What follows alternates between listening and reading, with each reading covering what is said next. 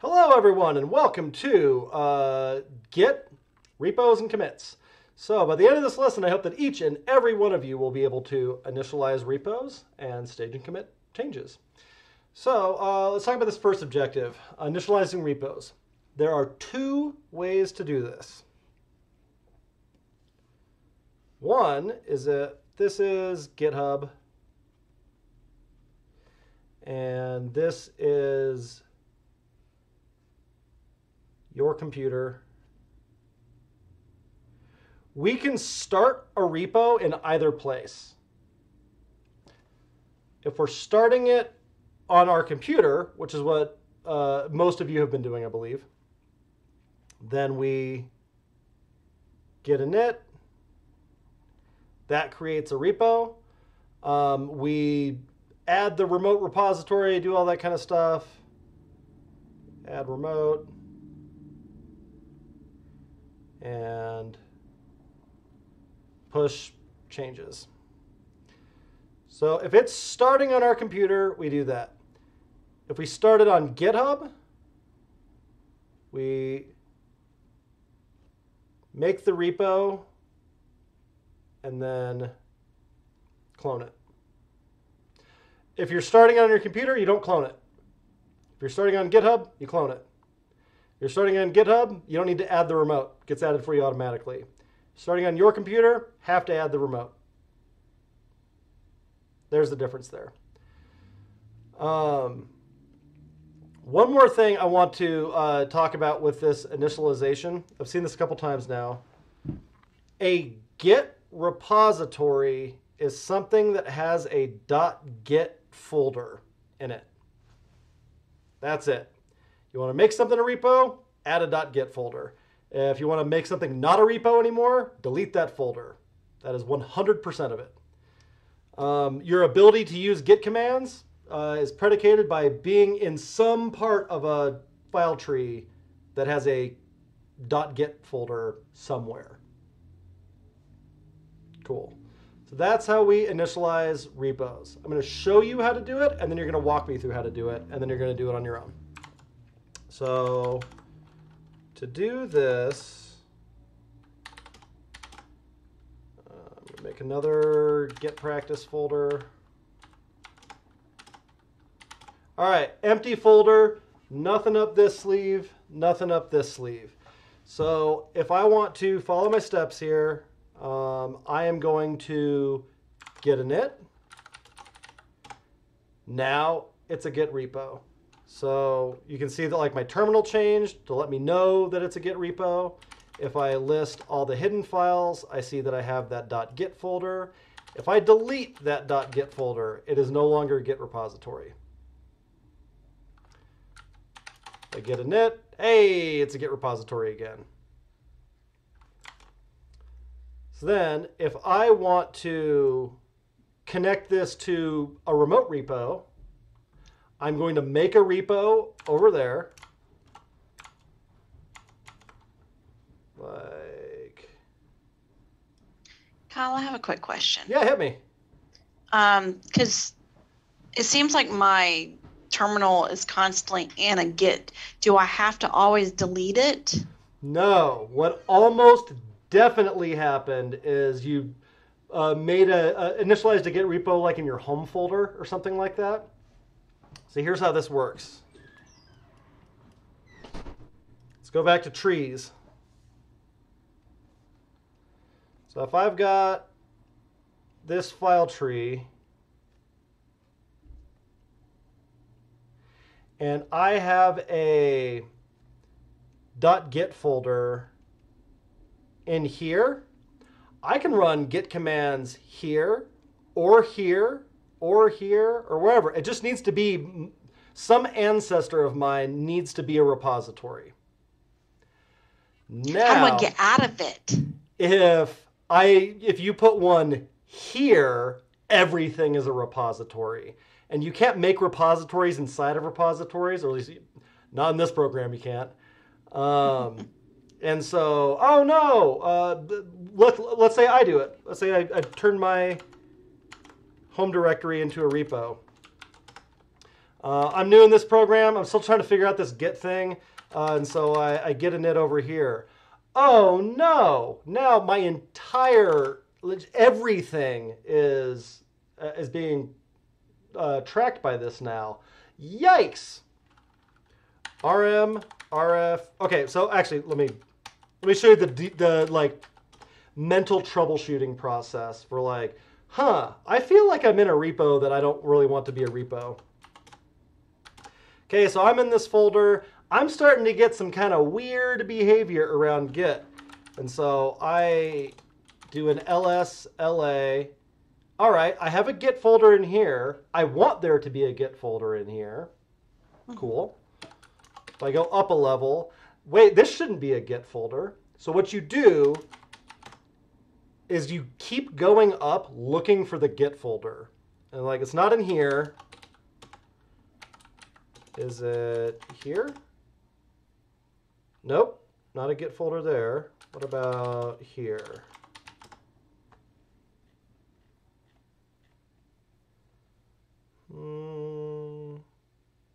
Hey, there we go. There's my errant Git repository.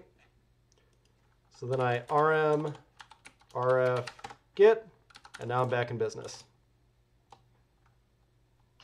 Okay, thank you. That has been done by approximately 100% of students learning Git. So like, if anything, that means that it's a sign you're on the right track. Thank you. We were practice. Get practice 1. Real quick question. Yeah. The first time we did Git init, it worked fine. Great. The last 3 times I've tried to do it, I start getting hints. Every time I do Git init in a new folder, I mean, it initializes it and creates it, but I get that hint every time now. It didn't used to do that. You're probably doing exactly what we just talked about. You probably have a parent folder that's a Git repository. And like I said, that's not actually like a thing that you should do. It's technically possible, but it doesn't work the way that you think. And so Git knows that. And it's probably like, I'll bet you didn't mean to do this. So like if this is a Git repository and then I make another one inside here and go into that and then try to make one again. Oh, it let me. That's the thing. That's what's dangerous about it. Like, and so if you start seeing weird things like that, go through that process. Just go up a directory, up a directory, up a directory. Keep looking for that .git folder. And if you find one somewhere you don't want it, like your home directory, get rid of it. Could you use the grep command to find those hidden files or no? No, because grep looks for the contents of files, not the name of files.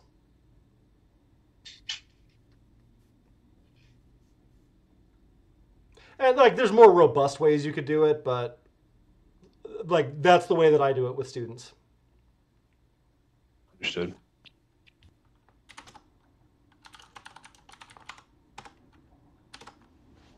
Other questions thus far about initializing repos?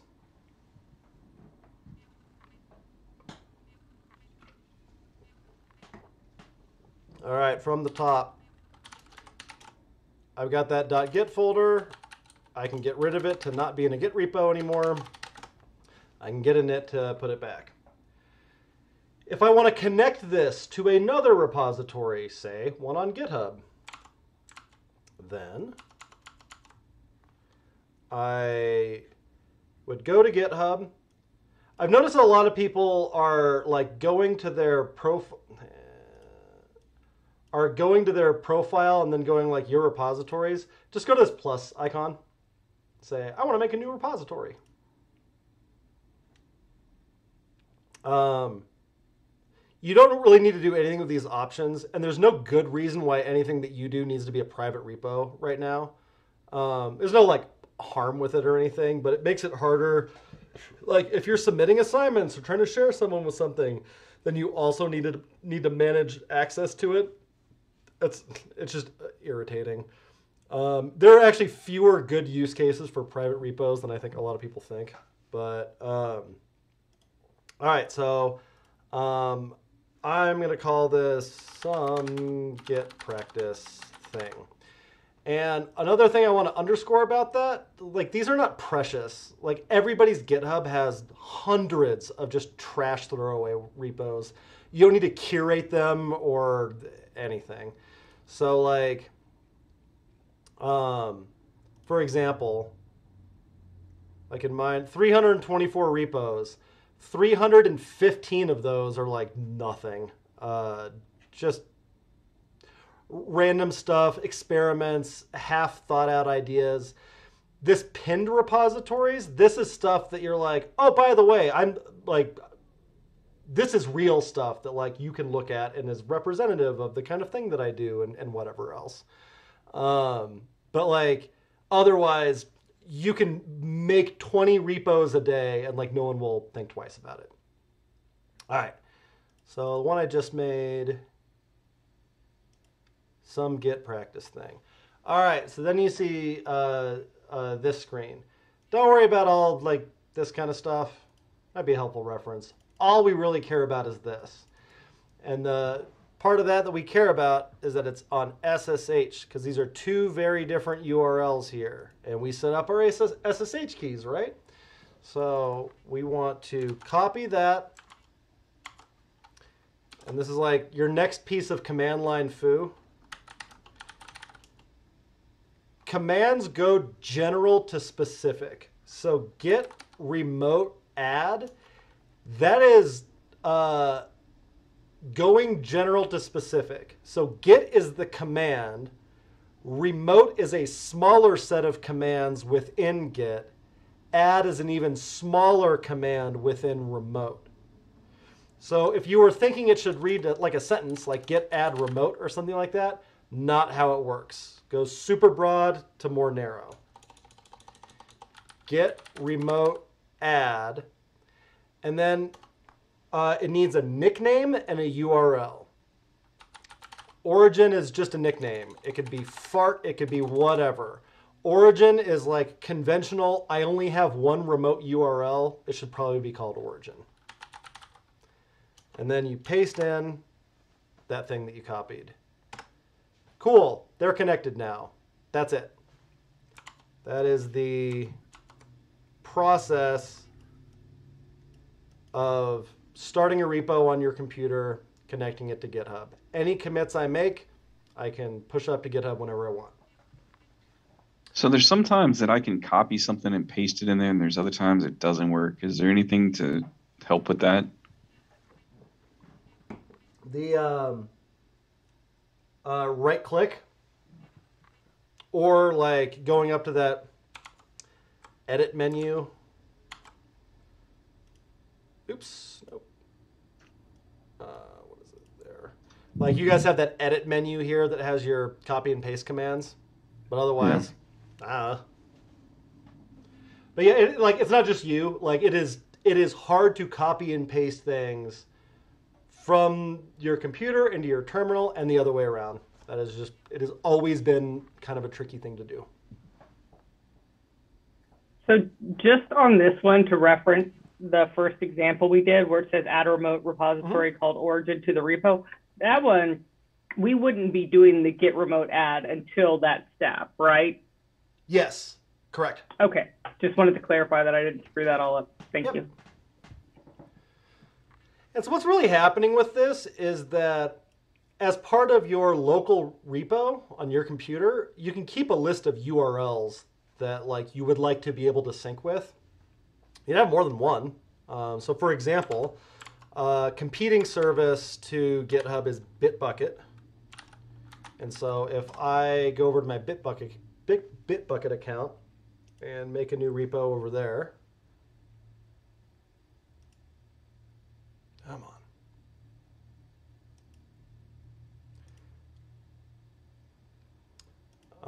I will put it in my personal workspace. Sure. Git practice. I can make it public or not. It's like all the same options as GitHub had. I can make that repository, get a very similar set of instructions.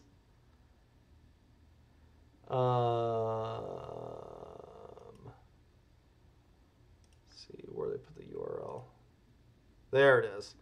So I can go grab this URL and do git remote add Bitbucket. That one. And now when I look at my remotes, I've got 2 remotes. I can even look at their URLs if I want to. That could have been you running a Git server or something, and I connected over the internet to your computer. It's just a URL management system. All it is.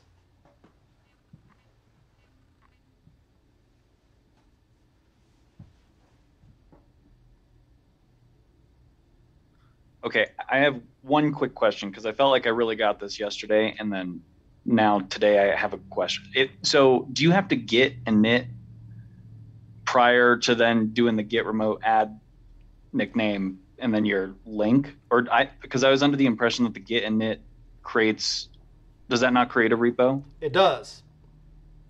So here's the big mental jump that I think is difficult to make about this. These 2 things are independent.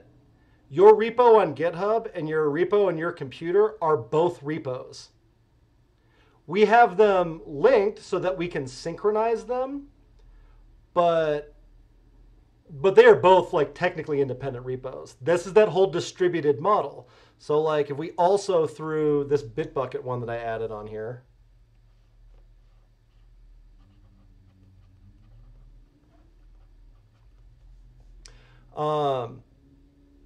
Bitbucket and GitHub and me will have a complete copy of the entire thing. If GitHub goes out of business and I get hit by a bus and somebody can get access to that Bitbucket repo, they have the entire thing. If Bitbucket and GitHub go out of business, I still have my thing. That's the distributed part of it. And so you need to have your remote or your repo initialized before you add the remote, because it doesn't know. How would it know what to add it to? So when I run that, that's how they talk to each other, right? Yeah. So it's probably in here. Yeah, right here. So if I look inside that .git folder that got created when I did the git init, that git remote add origin. All it actually did was just add this stuff to this file. But if that .git folder doesn't exist, doesn't have anywhere I can do that. Okay, thank you.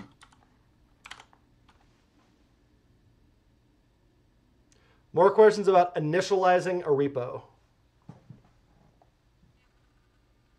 So, kind of related, kind of not. For the first exercise, I was able to get through everything, but then it wasn't letting me do the print, like the CLI history code. Okay. Is that because do I have to move up, out of the repository? Maybe. It never made me do that. Because I typed in I just copied in the history tail, obviously that, and then hit enter. That looked like it worked. And then when I hit CLI history, it said, did you do the cat? CAT. The cat, what prints it. Yeah. Okay. Yep. That's just me being dumb. Thank you. It's you being new. Be kind to yourself. That's my brain being a lot of fried information this week. And it's Friday, so it's been through a lot. I think about that I'm new thing all the time. It's a Family Guy bumper, but it is so true. It's Peter playing Call of Duty on a team, and they're like, all right, we're going to go over there, and we're going to take them. I was like, did somebody just drop a grenade on us? Ah! And then the whole team dies. I go, is Peter, God, stupid? And he goes, hey, I'm not stupid. I'm new. That's very true. So I'm going to print that and put it on my wall. Yeah. Other questions about initializing a repository?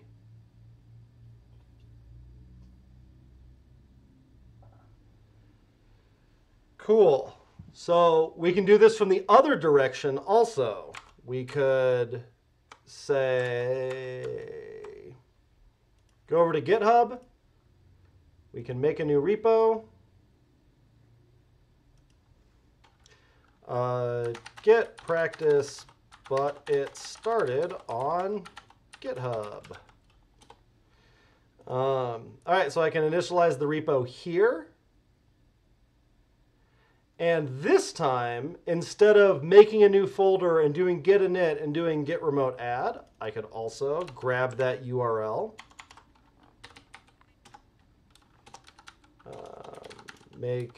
and then clone it. I could say git clone that URL. And it goes, hey, git practice, but it started on GitHub. There it is. And if I go into git practice, but it started on GitHub, I've got a Git repo. There's the .git folder. If I look at the git remotes, hey, I got an origin. If I look at the URLs, well, there they are. 2 ways to accomplish the exact same thing.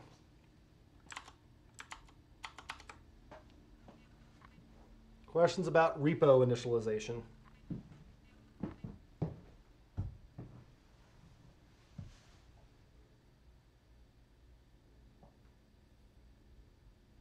Do you know if Ford uses GitHub? I believe Ford uses enterprise GitHub.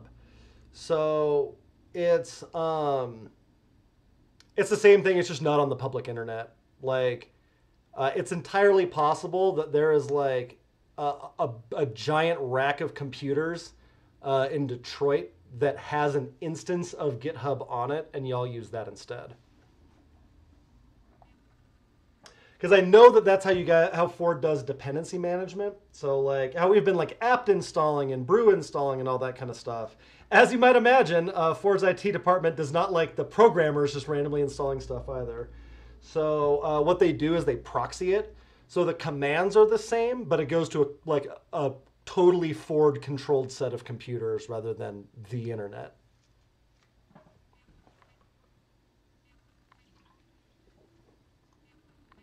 And unlike all the like corporate spyware stuff, I'd say that's more normal with companies of almost any size, especially the like dependency thing. Like even some startups do it that way because it's the public internet, and especially those dependencies. When you apt install stuff, like it's much easier for malicious code to get in that way, especially if you're using it in your code base. So a lot of organizations will, it's called proxying. Looks like you're using regular NPM, but you're actually not, like that kind of thing.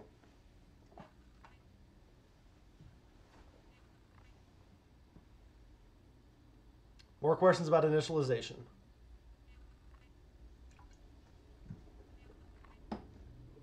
All right, going over to inbox. So my question to you, when do you use git clone versus git init? All right, let me see some answers. Oh, you wanted it in there. Yep. Sorry.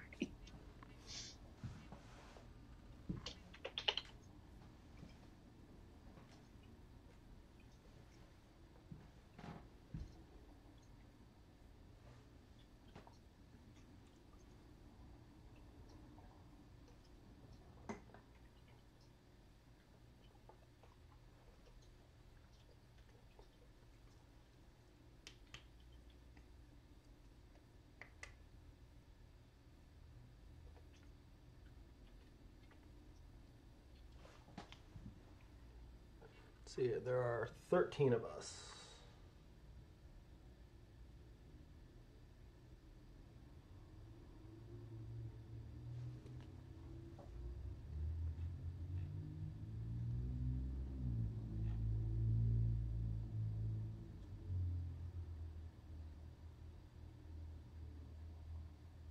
Need 2 more.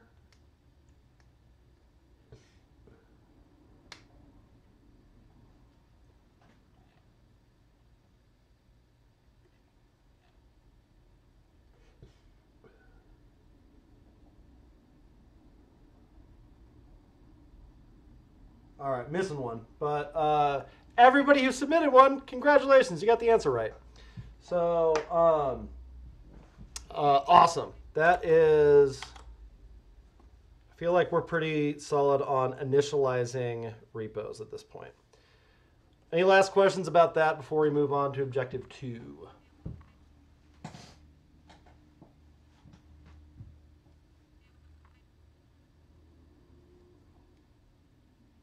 All right.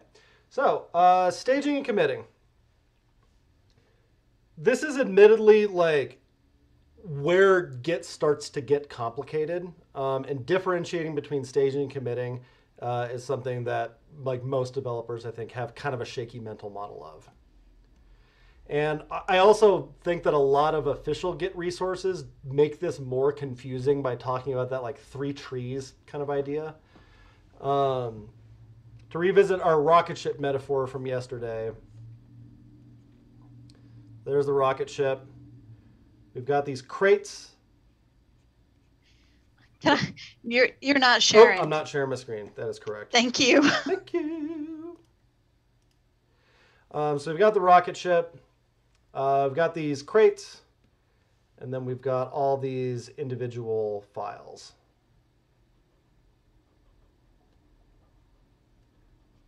So all these individual files are just the files on our computer. We can stage files for a commit. And then when we actually do the commit, we are taking this entire box and loading it up. So let me show you what that looks like. I'll go back to my last folder, Git practice 1. All right, so I have the Git repo. It is connected to GitHub and Bitbucket, but there's nothing in it otherwise. So let's say I made an index.html and an index.css and an index.js. I made all 3 of those files. Got them in there now. I could add all of them as like, and make that one commit. I don't have to though. I can add them one at a time and make each of those commits. So like, here's what that would look like. If I did them one at a time, I would like git add just index.html and commit that. So I'd say like add HTML. So if for whatever reason we considered that a unit of work, awesome. It shouldn't be one commit for all those things. Maybe that makes sense. And then I can do the same thing with all of them. I can go git add index.css, commit m, add CSS, and then I can stage that, commit it. Awesome. 3 totally different commits.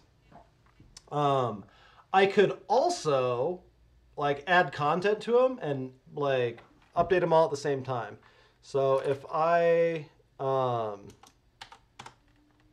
open these files, oops, forgot that Git folder was in there. Shoot. No, there we go.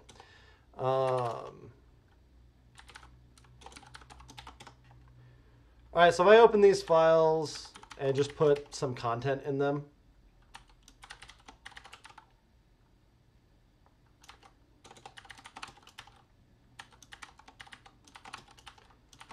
Okay, so I've added content to each of these 3 files.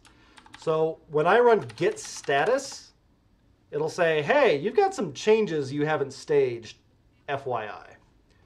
I could say, well, I want to add the index CSS and the index HTML as part of one change. So maybe I do git add index.css and index.html.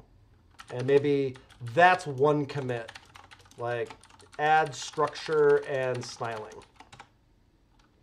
And then I still have that outstanding change in JavaScript. I could even let that ride, make more changes to like maybe the HTML file. And then if I look at my Git status, it goes, hey, you've got 2 things. Well, I want to add all of those as just part of one commit. So I could do something like git add dash capital A.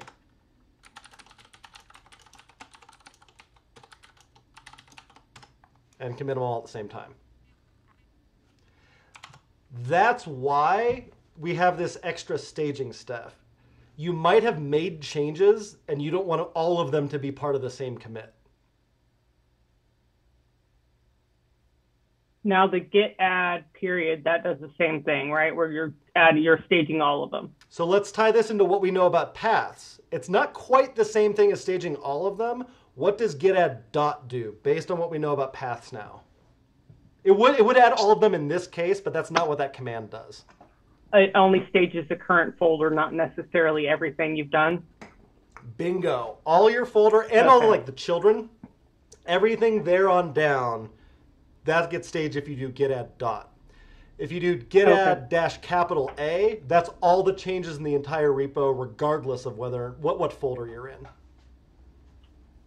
So with the P, that's where I got, because I could, if I wanted to stage one, that was the one I wasn't really certain on. Okay, so git add P, this is admittedly a little bit advanced, but I think that it's so cool. Like, not a lot of devs know this, and I think it's a really cool feature.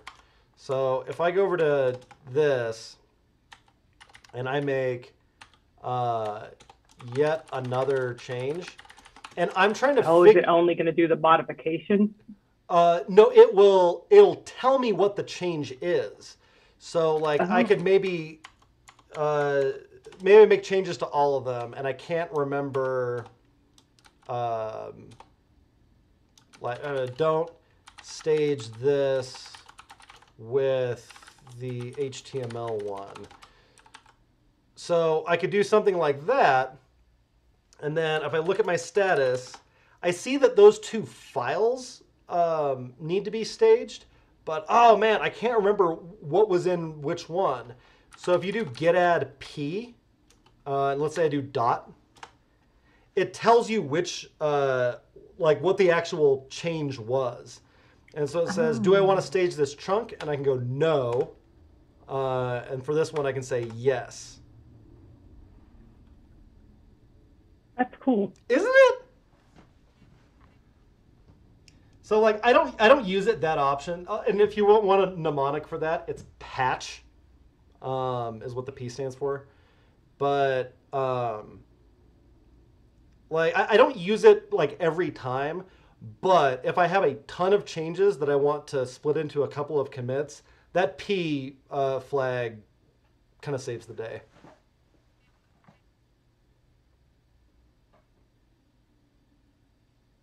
Although I had y'all install a plugin for VS Code that like kind of does some of that too. So like if I look at the one that I didn't stage in index CSS. Oops. Oh, come on, man. Nope. There we go. So how I have this little plus over here in the gutter. Oops.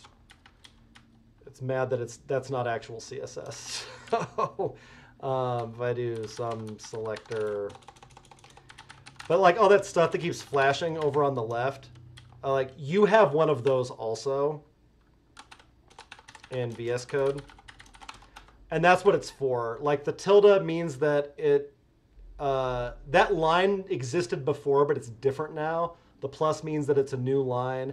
And then even as you stage things, like I can go, all right, I want to stage those. They filled in because I just staged this specific change. And then I even have a plugin that lets me do the commit from the text editor. So I can say, this was one heck of a change. And then I did the commit. So like, you can get used to that stuff too. The bare minimum stuff that you need is the command line stuff. This is the stuff every dev knows how to do.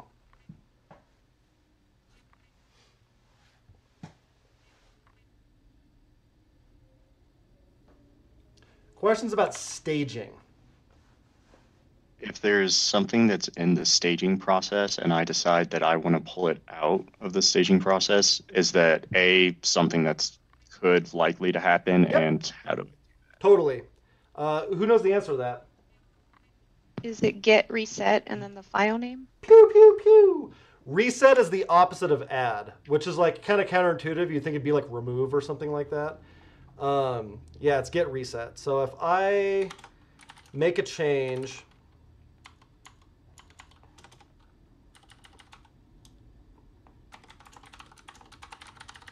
so I make a change there, I make a change in another file.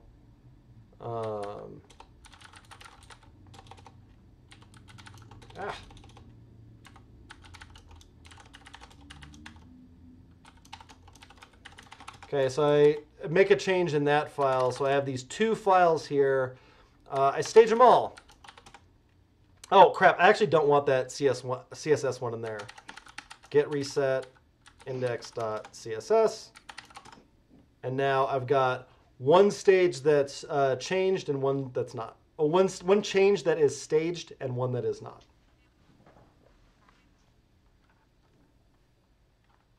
So I guess just to take that one step further, so that obviously removes it from staging, but if you did already push it through, is it just pulling it back at that point? Well, once you've pushed it, that's done. If you want to change that, you need to make another commit on top of that. But in fact, in general, like for the next 16 weeks, I would just assume that time moves forward. Like there are actually ways to go back and undo those, but they're that's the kind of stuff with Git where you run a pretty good chance of ruining your project doing something like that. So if you do something that you don't like, it's better to make a new change that is the thing that you do like and commit that instead. And look at how many commits that we did for our final project for the 6-week program. Yeah. I had over 80. Nice. I was doing commits for one letter changes and stuff like that, so it was pretty bad. It was bad. Unit of work.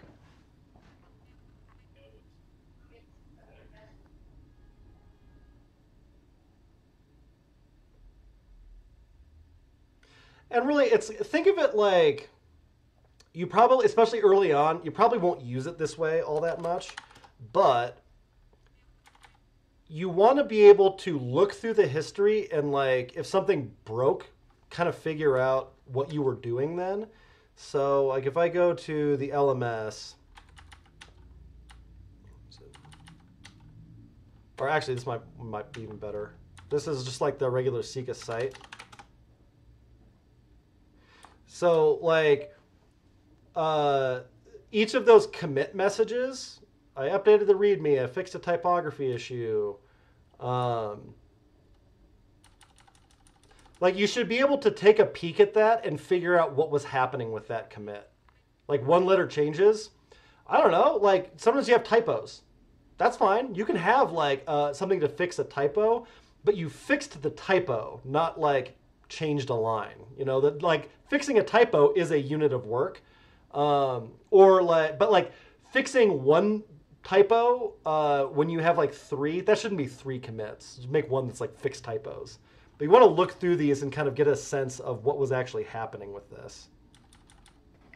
So with the imperative, present imperative, were some of those non-present imperatives? Yeah, so fixes typography issue should have been fixed typography issue. That's one where the present imperative is the correct way to do it. Okay. There's not even a lot of disagreement about that. It feels so awkward that basically every developer kind of bristles against it. You want to do fixing styles, or this commit fixes styles, but it's supposed to be fixed styles. And the reason why is that's what Git's own system uses, and sometimes they make commits on your behalf, and so you want to use the same style as that. It's also highly likely that when you join a team, they'll have a house style that they'll make you use for commits. But I'm just trying to raise you right. Appreciate it. And what I understand with that term is that It's how you're talking to the customer or to the computer, what you want the computer to do. Yes, you got it. Fix these styles. And there's like very good reasons for doing that too, with really advanced stuff that we will not get to. But like the kind of neato structure of how Git works enables some crazy things like I want to take this part of this branch and then take the difference between that and that same file in another branch and then combine those together into a new change and put those in master. We will not do any of that in this program. You'll probably never do it in your career. There's very few people I know who are good enough at Git to pull that stuff off. But having the commits named correctly makes all of that a lot less painful.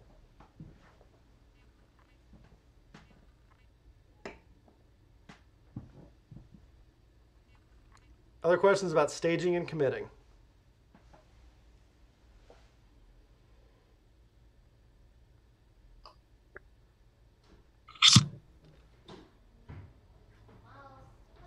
I do have a question about switching, and I know that we're fixing to have the other meeting come up because it's 4 o'clock. Yeah, my time. Probably so, huh? Yeah, because I keep getting error messages. I can't switch. I don't think that you have to do a we do. switch. It's in lesson 2. That was If the you one. That forfeit, was a it B. has a different name, Tiffany. Okay. It's not server rendered solution. All right, on number 8. Number 4 on the second exercise. Yeah. Are you So it's guys not- doing I think you have to checkout? do like Checkout. Git Yeah, checkout, server checkout. renders. And That's when you switch branches. Yeah. If you Yeah. do tab complete, it'll help you switch to the right one. That's how it Okay. helped me. So like That was the only Thank you. kind of confusing part for me was not, I didn't know where to see the branches. And I think I figured it out later on, but cool. tab complete got me there. Beautiful. The biggest thing is, I'm fairly certain, is you have to make sure that you've promoted it into the repository already, though. Because naturally, if you're not in it, you're not going to get anywhere. So I don't want to go too deep on the branching thing, but here's what that looks like. So if I stage all the rest of these changes and then commit them, all right, so if I want to make a branch, start experimenting. That's git checkout -b creates the branch. So I would do something like, yeah, some experiment. And watch this little thing that Agnoster gives me. Watch that change when I run this.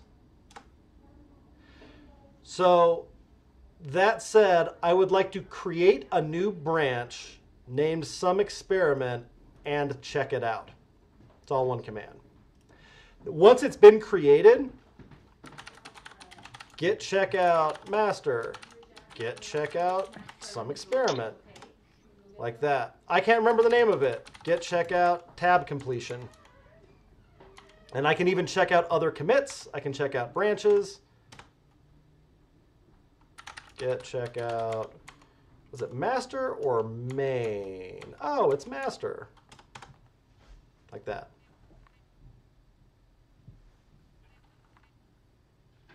Thank you. Yeah, git switch is a totally different command.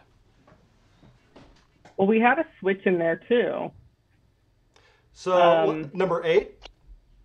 Yeah, switch back to the original branch. There you go. So if you are on git checkout some experiment and you want to switch back to the master branch, you check out master.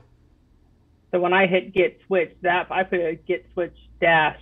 I don't know why. Yeah, git switch is a totally different command. So here's what git switch gets used for. Is if I'm doing git checkout and I check out a different commit, like that, git switch is saying this was history. I made this commit. I made this commit. I made this commit. I made this commit. I made this commit. So I'm currently here. I just checked out this commit, and I start playing around with it. I start deleting some stuff and changing some stuff, and I go, oh, snap. Actually, I'd like to turn these changes that I'm starting to make into a branch. The switch statement lets you start branching off of that. Okay. But it has so nothing to do with going back and forth what between made it a branches. little bit, I think, confusing. Okay. So when switch back to the original branch, I would git commit for that one. I got you. Yeah, or git checkout for the main. Bingo.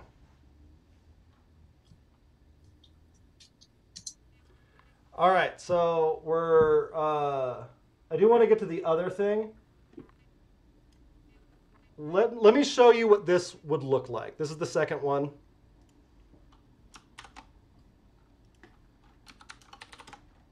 So, all right, I got to fork this repo. We haven't talked about forks, but, we mentioned it briefly yesterday, whereas, like, you guys aren't allowed to change anything on the Sika education Git exercise 2.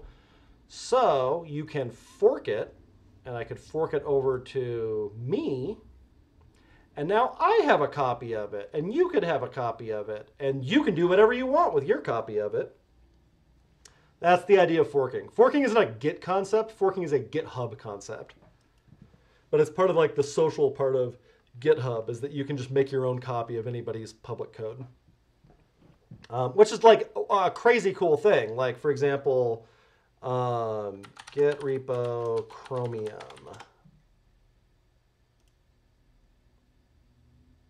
Oops. Oh, I could have sworn that was on GitHub. There we go. It is. All right, this is the code for Chrome, like the browser. Chrome is Google's branded version of Chromium, which is the open source one. If I want to make my own browser, a mighty fine place to start would be hit and fork.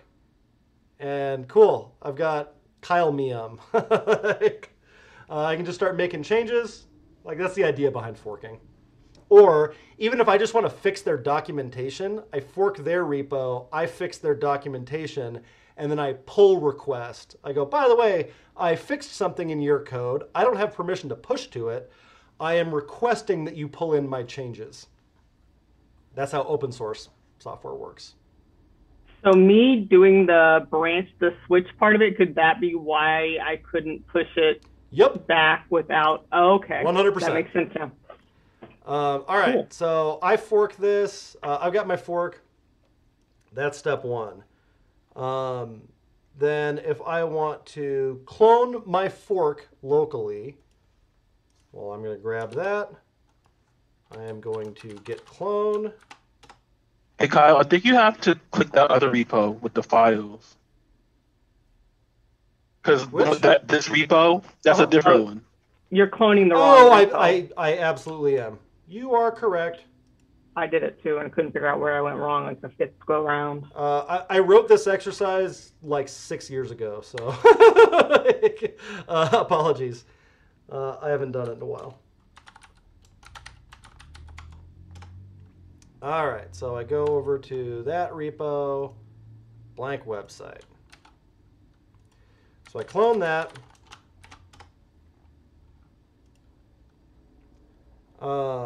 Move into the repo that I just cloned. I still make this mistake. When you clone a repo, it doesn't automatically put you in that folder. So by default, git clone will put the repo in something that has the same name as the Git URL. So I will move into blank website. Switch to the existing branch server rendered. So I git checkout server rendered. I delete the index.js file. So rm index.js gone. So is there any difference if you hit git rm versus just rm? Yep. Git rm is saying, I don't want Git to track this file anymore. Rm is, I want to delete this file. Cool. Stage my change. So I'm gonna, I have a question Yep. real quick. So when I went to get my fork, I actually changed my name. So mine doesn't say blank website. It actually says exercise 2. Is that going to be a problem? No. Okay. Nope, not at all. So I staged the file removal that I just did. And that's another thing that's like kind of tricky about the mental model. Like with the rocket ship, I told you these are all the files in your computer. That's not all the way true. These are all the changes since your last commit. Where the metaphor starts kind of falling apart. So I am staging my removal of index.js. I commit my stage change with a comment that follows present imperative tense.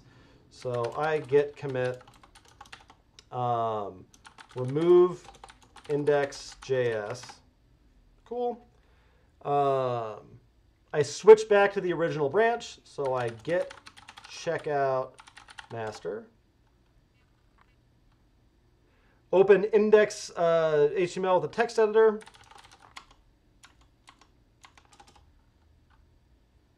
Add HTML. Stage my change. So much faster.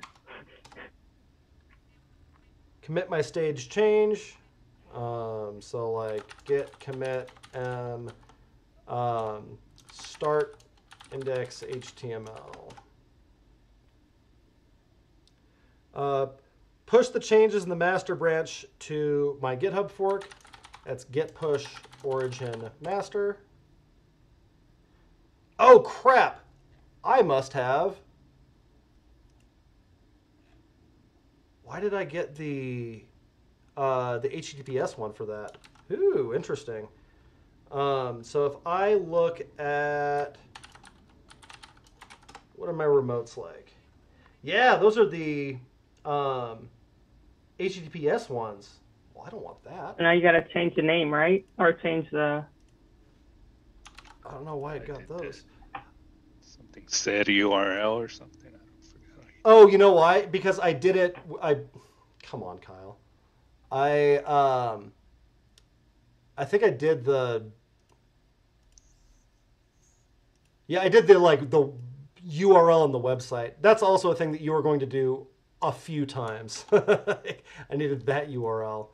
So the way that we fix that, git remote set URL. So we use git remote add, general, more specific, more specific. This is the same thing. It's also in the remote category, but I'm setting a URL, not adding a new thing. I want to set origin to that, and then I git push origin master. I think that means you were supposed to start over from the beginning. I think that is what that means. So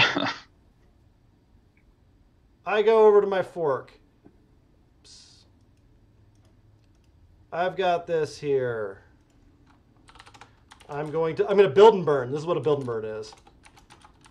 Get rid of my old one and fork it. I need to clone it here. So I'm going to git clone. Pew! And I'm going to move into the repo that I just cloned. Done. And then I'm going to... Oh, you're actually doing it over again. What are you doing? Goddamn right, I'm doing it over again.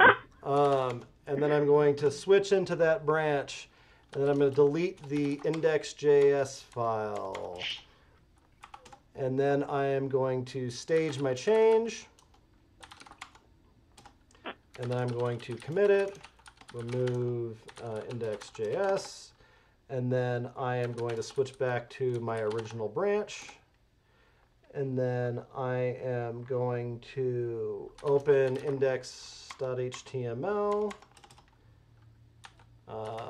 Make that. And then I am going to stage my...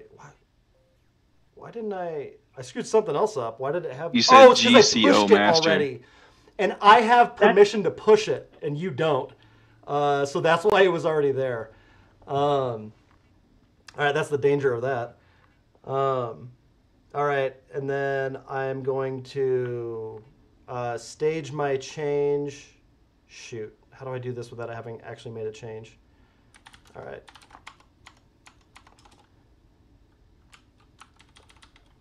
So the when you have the GTO stuff like that, that'll work for us. We can use the shorter version. Oh yeah, that comes with OhMyZish. That was the Git plugin that I had you install. You get all kinds of cool commands like GCO and GCAM and that kind of stuff. Is there like a user's guide for that where we can see what all we can do? Yep. So OhMyZish Git plugin. Oops, that's the actual code for it. Cheat sheet, yeah. There you go. Nice. GCAM and GCO, I get a lot of mileage out of. No doubt. Thank you. All right, anyway. Questions about staging and committing? I have a question. Yeah. So yesterday during the group exercise, when we were switching to the branch for server, it was saying switch to a new branch. So is that correct? Because when I was doing the exercise again today, I did tab completion, and instead of get checkout server rendered, it says get checkout origin / server rendered. And when I hit enter, it didn't say new branch, it switched to the existing branch. So that's because I have that branch on the remote, and you can check it out from the remote. You can also make your own version of it. So that would be get checkout -b. But remember, your local repo and GitHub's version of the repo, like, we like it when they sync, but they don't have to. So they could have a branch named Parnell's Experiment. You can also have one on your own computer called Parnell's Experiment. They don't have to line up. Okay. Thank you.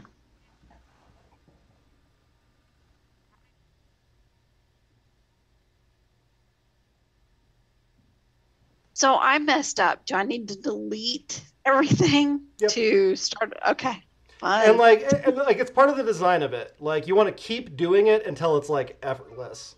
So I don't think we talked about it that much on the first day, but build and burn, that is like the tool for getting really good and fast at this stuff. And like, I think it's great for doing like in front of the TV or just whatever. You go through an exercise like this where like you have to think really hard and you make a lot of mistakes. Just do it over and over and over again until it's just effortless, just under your fingers. And that's part of that, like, can't think critically about nothing. Well, when all of those commands are in your head and you can just chew through those instructions, now you have the capacity to reflect on that a little bit and try to figure out, what happens if I change the order of this? Is there a more efficient way to do this? Like, you can play with it a bit. It's better to go through the whole thing, screw it all up, and then delete it all and do it again, screw it up. Yep, that's what. I did the first pretty good about Git right now. Right. I did the first exercise like 10 times today because I connected to the VPN and it wouldn't connect to GitHub. So like on the 11th time, it was like, okay, whatever. Yeah, you can just chew I did through it because I kept screwing it up. That's the goal. I'm on exercise 2 and I messed up at line 11, so now I gotta start over. Finish it out and then start over because you're going to find more mistakes. All right, we need to get exactly what I did, so it's like, oh no. All right, we need to get to end of day stuff. So I'm trying to think. Did we do feelings before stand up? All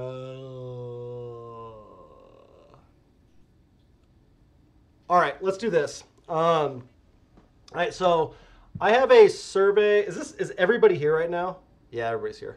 I'm going to send out, this is the end of the lesson. Thank you very much. Let me stop the recording.